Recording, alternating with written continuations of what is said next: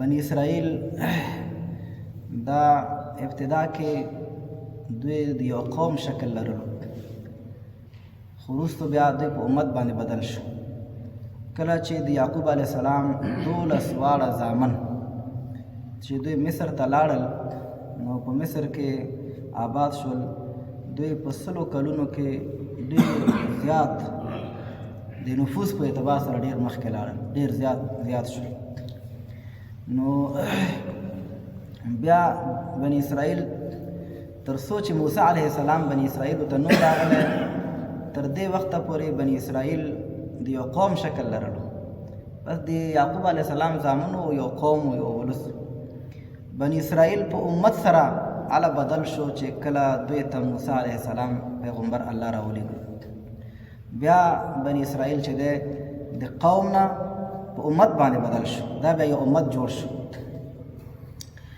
چې کله بیا په دوی کې موږ مخکې جمعه کې دا ویلی و چې اخلاقي فساد پیدا شو. په ابتدا کې دوی ډېر اوچت خلک وو، ځکه د پیغمبرانو اولادونه وو، دوی کې دینداري وه. نو د وخت د تېرېدو سره چې دوی خواهشاتو تابعداري وکړه، بېدیني پکې پیدا شوه، نو دوی ته الله پاک موسی علیه السلام پیغمبر راولېږلو او هارون علیه السلام، دا دو پیغمبران. نو موسی علیه السلام ډېر اوږد تاریخ دی چې موسی علیه السلام چې کله پیدا کېده، دا داسې زمانه وه چې د دغې زمانې فرعون ستا باچهي به د بني اسرائیلو نه یو کس د لاسه نړېږي. نو دا فرعون لګېدلی و ماشومان یې حلالول. نو موسی علیه السلام چې په کوم کال باندې پیدا کېده، نو مور ورته داسې یو طریقه جوړه کړه چې صندوق کې واچول موسی علیه السلام او په دریاب کې خوشې کړ. او د دریاب نه کومه ویاله او نهر بیل شوی و، دا ډارک د فرعون تر کوره رسېده. نو هلته بیا فرعون اوچت کړه د هغې عسکرانو، د هغې د کور چې کوم خادمانو.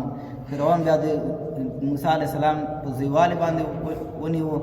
نو وخت تېرېدو سره د موسی علیه السلام غټېدلو دې وخت کې چې کله دی ځوانېږي، نو په بني اسرائیلو کې یو کس هغه د یو فرعون د قوم سره جنګ کوي.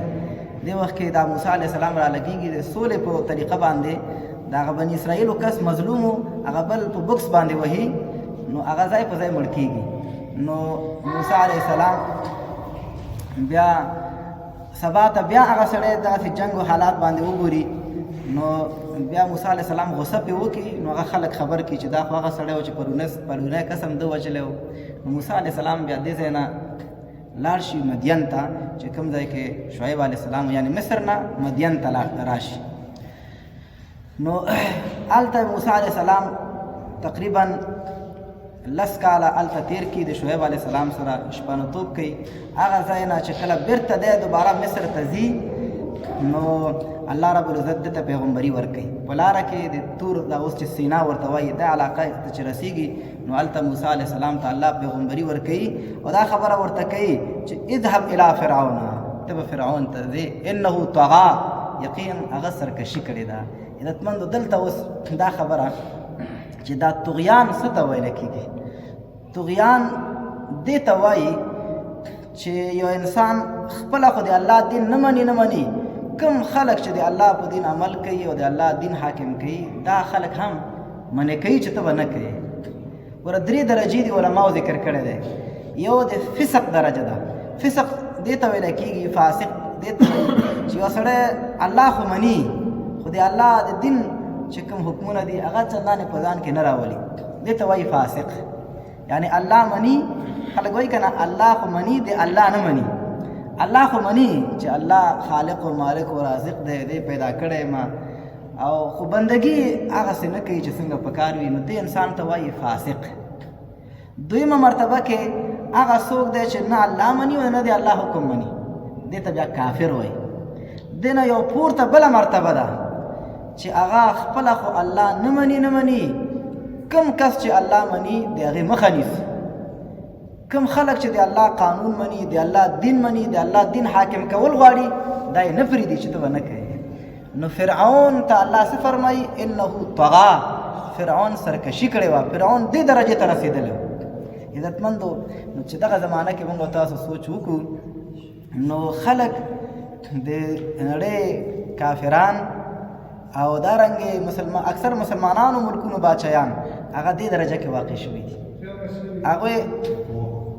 هغوی خپله خو الله نه مني، د الله دین نه حاکم کوي، خو چې کم څوک راولګېږي د الله د دین نارې پورته کوي چې دا د الله دین او دا قرآن کریم دا د حاکمیت کتاب دی، دا الله د حاکمیت دپاره رالیږلی چې دا به په ژوند کې راولي، دا به په نظام حکومت کې راولي، دوی د هغې مخه نیسي، هغه نه پرېږدي چې قرآن کریم حاکم کړي. نو فرعون ته الله څه فرمایلو؟ طغیان درجې ته رسېدلی و. او نن د زمانې کافران هم دې مرتبه کې واقع شوي دي. هغوی یوازې دا نه دي چې کافران دي، هغوی طاغوتان دي. طاغوت دې ته وایي چې بل چا ته وایي چې ګوره د الله دین به نه حاکم کوي، که حاکم دی که وژنم دی، ډبوم دی، غلط نوم در باندې ږدمه چې تروریست دی او ته پلان کوې، نو زه د الله دین حاکم کولو ته نه پوهېږم. که جومات کې لمونځ کوې، که روژه نیسې، دا د خپل کار دی. که حج ته راځې نو چې څومره ډېر راځي را دې شي، چې 25 لاکه راځي، 50 لاکه حاجیان دې راځي، خو دوی د دا خبره نه کوي چې موږ د الله دین حاکم کول غواړو، موږ د دین یو نظام غواړو، حکومت غواړو. دا شیان چې دی کافران نه برداشت کوي.